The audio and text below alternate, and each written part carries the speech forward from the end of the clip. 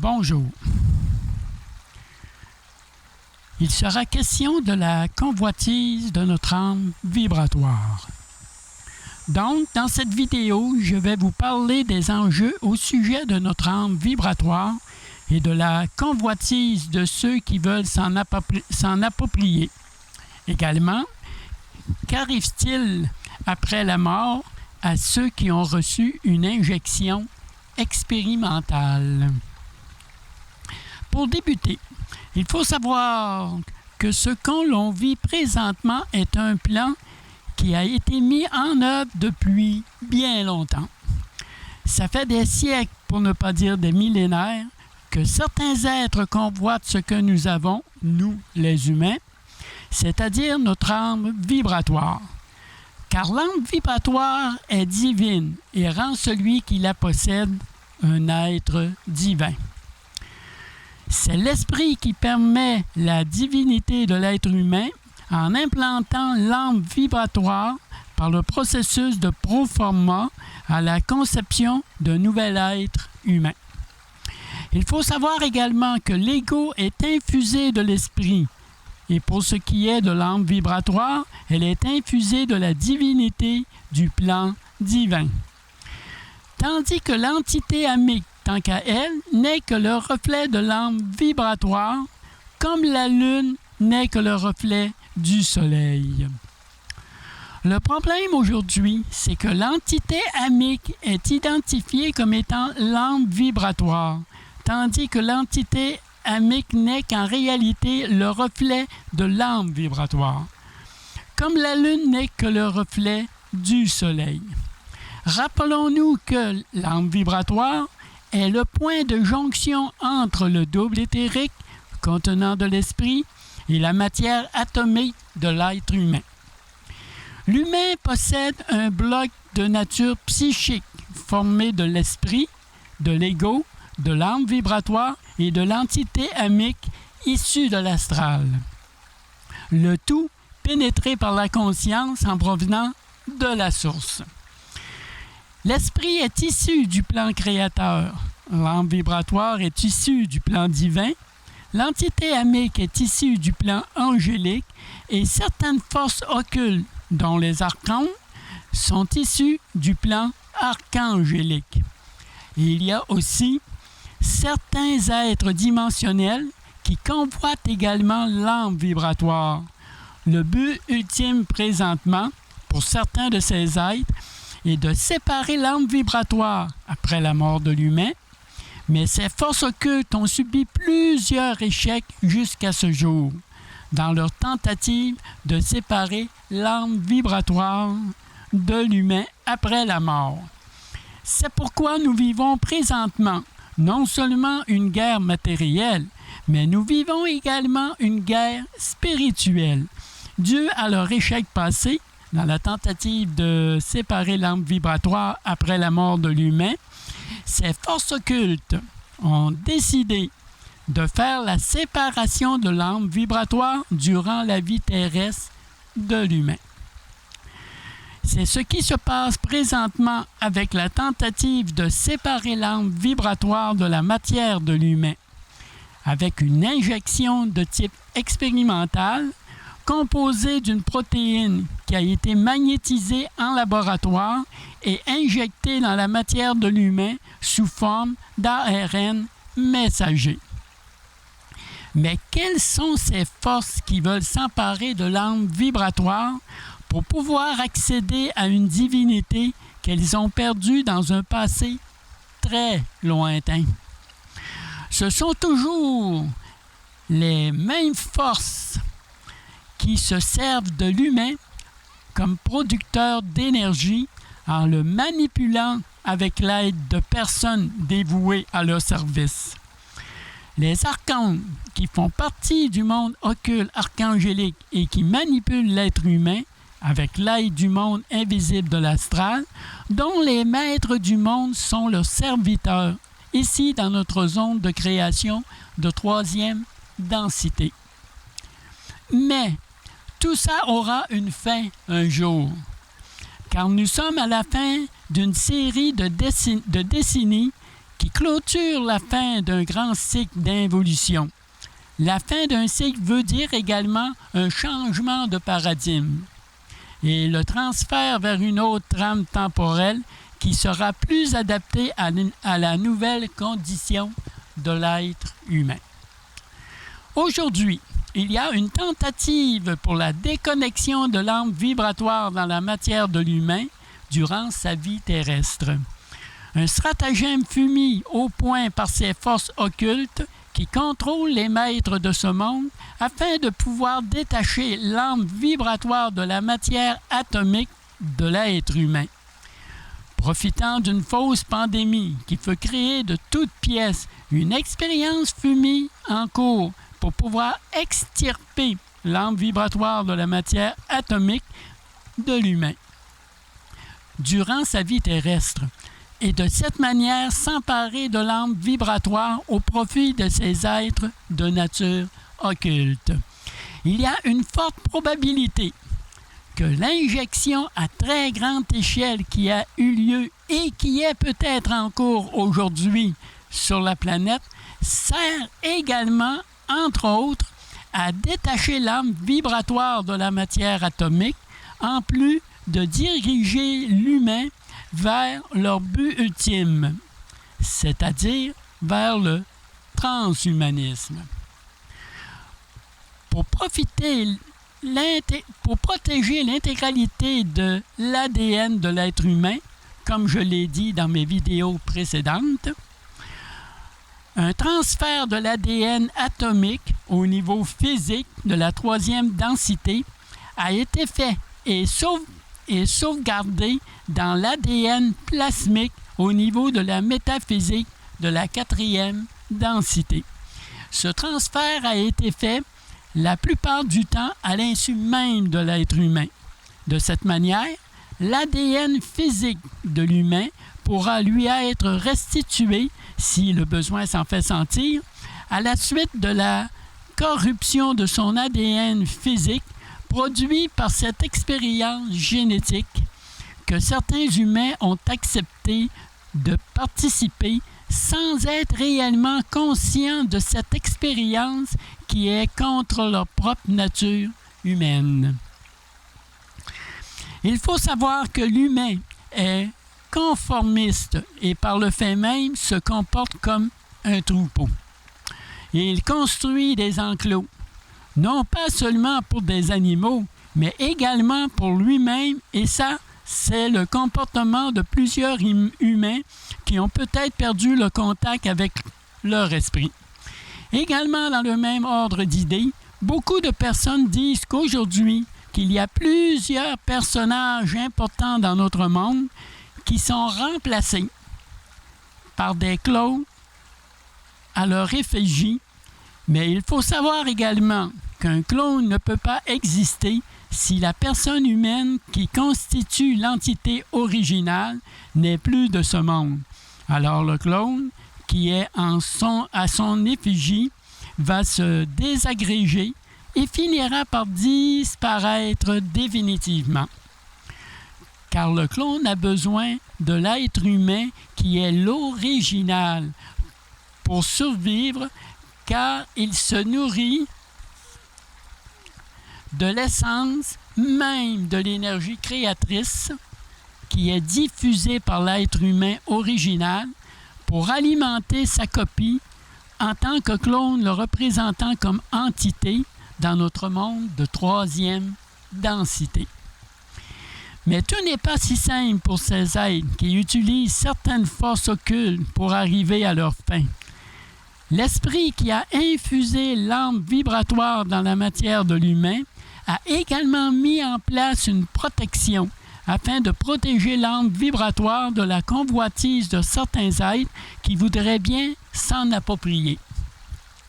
Une sorte de garde du corps fut mise en place pour protéger l'âme vibratoire de ceux qui voudraient s'en emparer et priver ainsi l'être humain de sa connexion avec son esprit. Car comme je l'ai déjà dit dans mes vidéos précédentes, l'âme vibratoire est le point de jonction qui relie l'esprit et l'être humain dans son incarnation. Mais d'après vous, qui pourrait faire office de garde du corps au service de l'âme vibratoire? C'est l'ego qui fait office de garde du corps et qui est au service de l'âme vibratoire pendant le vivant de l'être humain et même après sa mort. Il continue toujours de protéger l'âme vibratoire contre toutes ces attaques qui pourraient nuire à son intégrité comme point de jonction entre l'esprit et l'être humain pour une prochaine réincarnation. Car n'oublions pas que c'est l'âme vibratoire qui donne la divinité à l'être humain et que l'ego, tant qu'à lui, est infusé par le feu de l'esprit. C'est pour cette raison que l'ego est celui qu'on doit abattre à tout prix par différents stratagèmes et que tout est mis en œuvre pour en arriver à cette fin. Qu'arrive-t-il après la mort d'une personne qui a reçu cette injection expérimentale? Car il ne faut pas oublier que cette injection, par la magnétisation de la protéine Spike, qui est en plus très toxique d'après plusieurs scientifiques, en plus de créer une foule d'effets secondaires accentués par des particules d'oxyde de graphène, peut détacher l'âme vibratoire de la matière atomique de l'humain, entraînant la mort de ce dernier et rendant l'âme vibratoire vulnérable aux attaques de ces forces occultes qui voudraient s'en approprier. Ne pas oublier que c'est l'âme vibratoire qui rend celui qui la possède un être divin. L'âme vibratoire est de nature divine, car appartenant au plan divin. Donc, après la mort d'un injecté, l'ego, l'âme vibratoire et l'entité amique sont disloqués. Et l'âme vibratoire, qui est récupérée par des êtres à caractère occulte, ont la certitude de devenir divins en possédant la divinité de l'âme vibratoire. Mais l'ego reste toujours, même séparé de l'âme vibratoire, son garde du corps inconditionnel, prêt à la protéger de toute attaque et la mettre en sécurité. Mais cette fois-ci, non pas dans une matière atomique, mais dans une matière électroplasmique. Et bonne chance aux forces qui voudraient percer les défenses de cette matière, car l'esprit qui est éternel veille toujours au grain, car c'est à l'humain, par processus de proforma, à la naissance, que l'esprit a donné la divinité à l'humain par l'entremise de l'âme vibratoire issue du plan divin. La matière électroplasmique devient le nouveau contenant de l'âme vibratoire dans une matière de 4e densité. Mais l'humain se retrouvant dans l'astral, qui est le monde de la mort, et comme dans le monde des vivants, c'est-à-dire notre monde de 3e densité, règne la manipulation et surtout l'oubli de qui on est véritablement. On ne se connaît pas réellement, et surtout dans l'astral, comme sur Terre, on ne peut qu'utiliser ce que l'on connaît.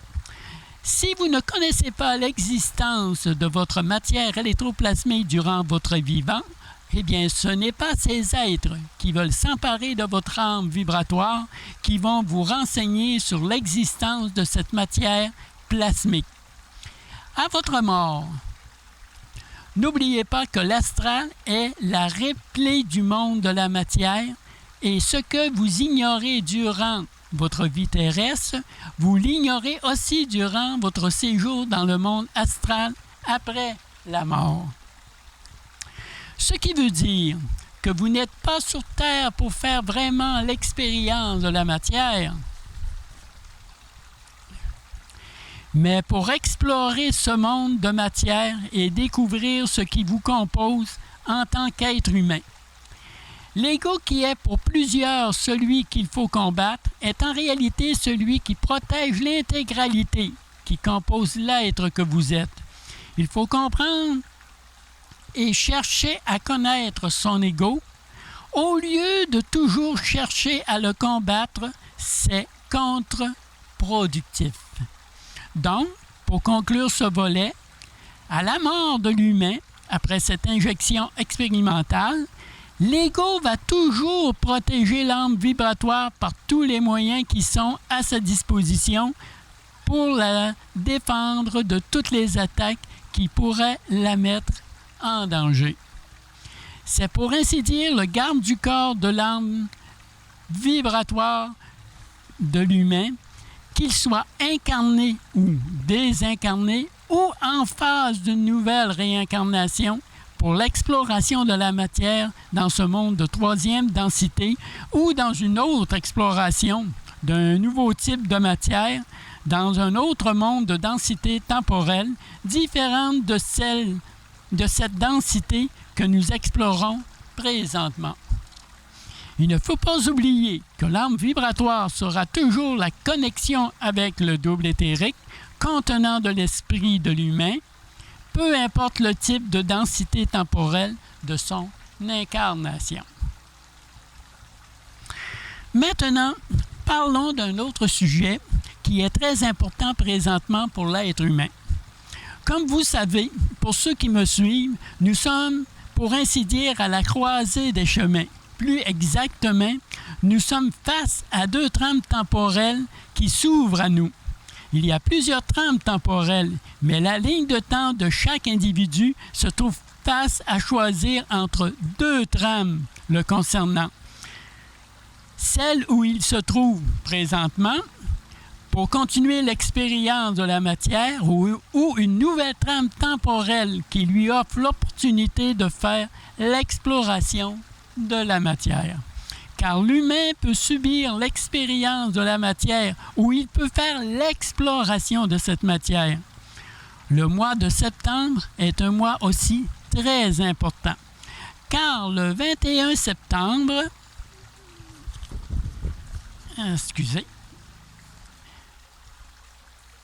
car le 21 septembre est l'équinoxe d'automne. Et par le fait même, une porte d'opportunité pour exprimer ce que l'on veut dans cette nouvelle trame temporelle où l'on se dirige présentement. À moins naturellement que vous vouliez rester dans la trame temporelle où nous sommes maintenant. Car présentement, les deux trames temporelles sont amarrées l'une à l'autre et vont quitter leur amarre pour se séparer pour le début d'un nouveau cycle de plusieurs millénaires. Ceux qui se dirigent vers une nouvelle trame temporelle, la chronologie temporelle sera remplacée par la temporalité temporelle, c'est-à-dire que l'humain pourra partager des événements temporels en simultané avec d'autres personnes sans être assujetti à une chronologie identique. Donc, des personnes pourront vivre un même événement simultanément, comme dans une salle de cinéma par exemple, et avoir une longueur de temps différente pour chacune, car chaque personne aura sa propre notion du temps accordé à cet événement.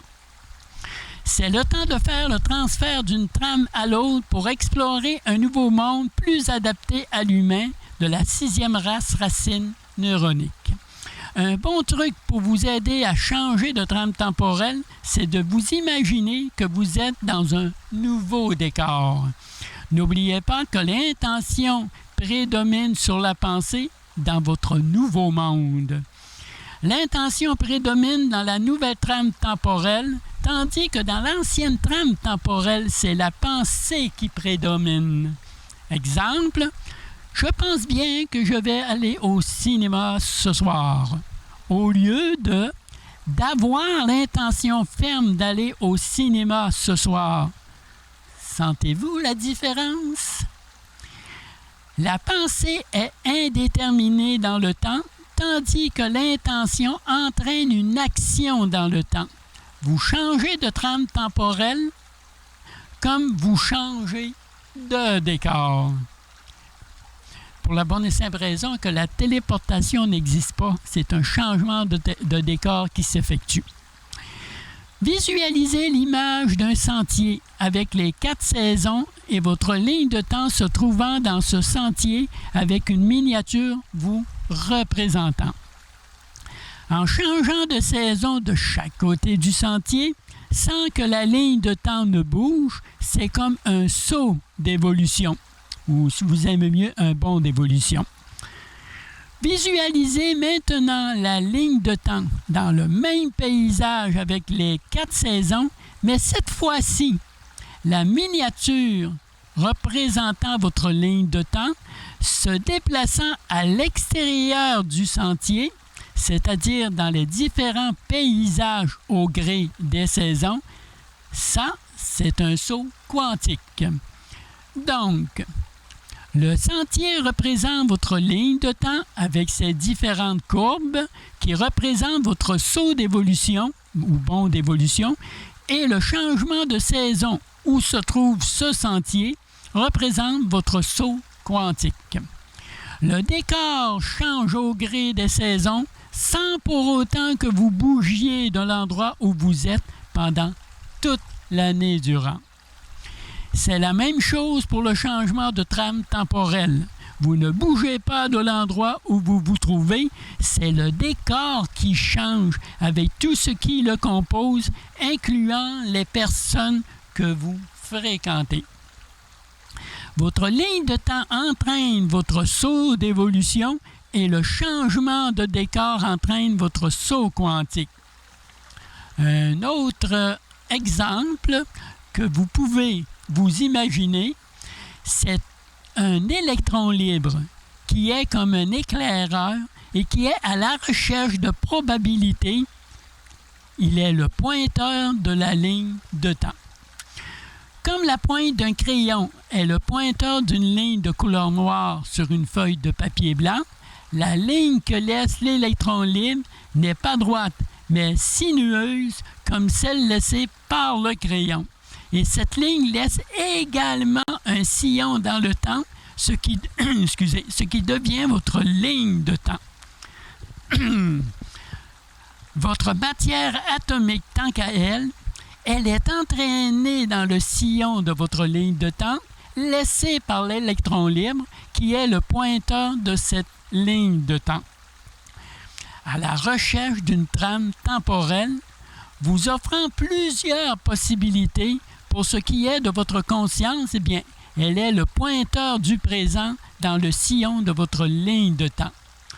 Une bonne manière pour obtenir un bon résultat est de changer avec notre intention, notre environnement intérieur qui deviendra le reflet du décor extérieur. L'environnement intérieur représente le saut d'évolution et le décor extérieur représente notre saut quantique. En quelque sorte, on a créé un espace extérieur pour implanter notre décor intérieur qui deviendra par le fait même le reflet de notre environnement intérieur créé par notre intention. Si vous ne comprenez pas du premier coup, bien refaites jouer cette portion et ça vous donnera quelques informations supplémentaires probablement. Revenons, si vous le voulez bien, au mois de septembre de cette année 2021. Car le 21 septembre 2021 est en quelque sorte le préambule du 21 décembre 2021. Si vous ne l'avez pas fait au solstice d'été du mois de juin, vous pouvez utiliser l'équinoxe du mois de septembre pour l'annulation des mesures sanitaires en la jumelant avec votre protocole du 21 septembre 2021. Vous n'avez qu'à élaborer une affirmation qui contiendrait les deux dans le même texte que vous direz dans l'espace d'1 minute. Voici maintenant le protocole pour le 21 septembre 2021.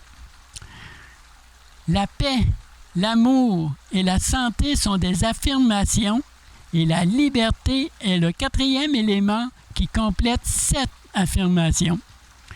Pour le 21 septembre, c'est le libellé de l'équation que j'ai nommée ci-haut qui va être mis en place.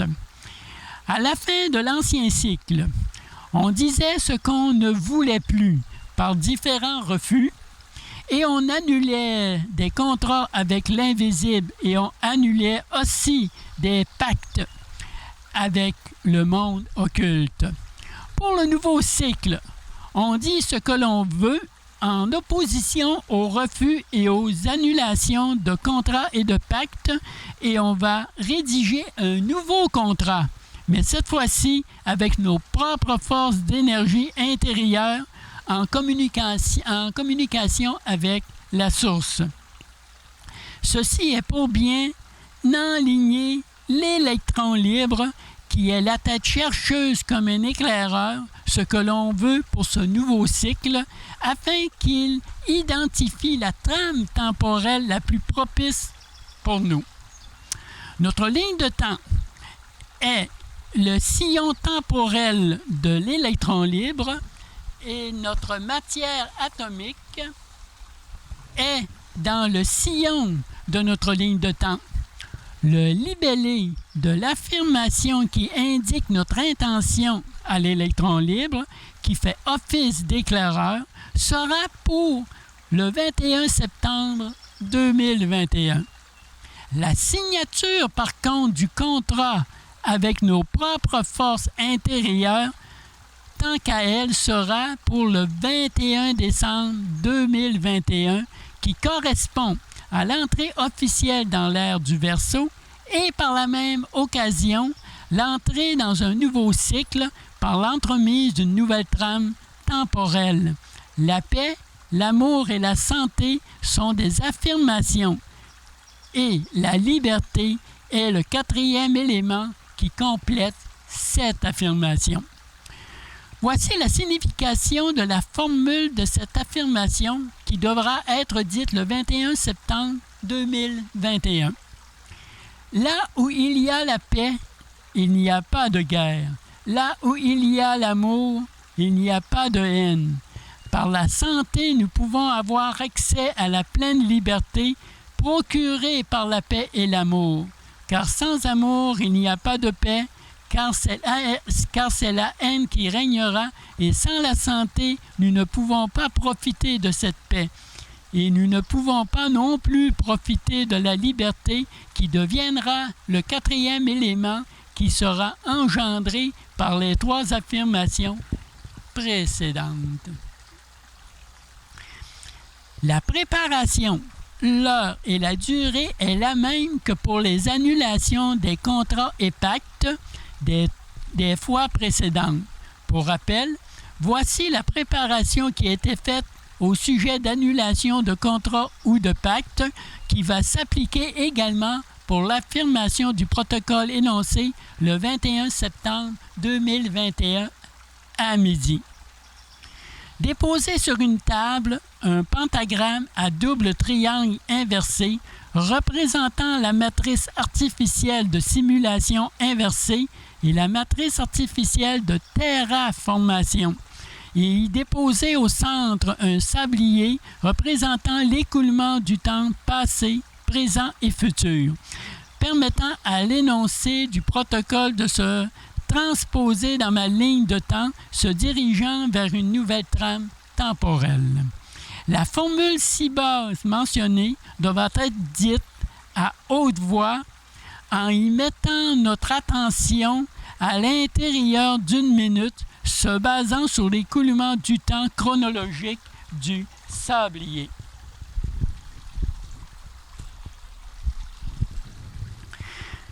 Voici l'énoncé du protocole à dire le 21 septembre 2021 à midi.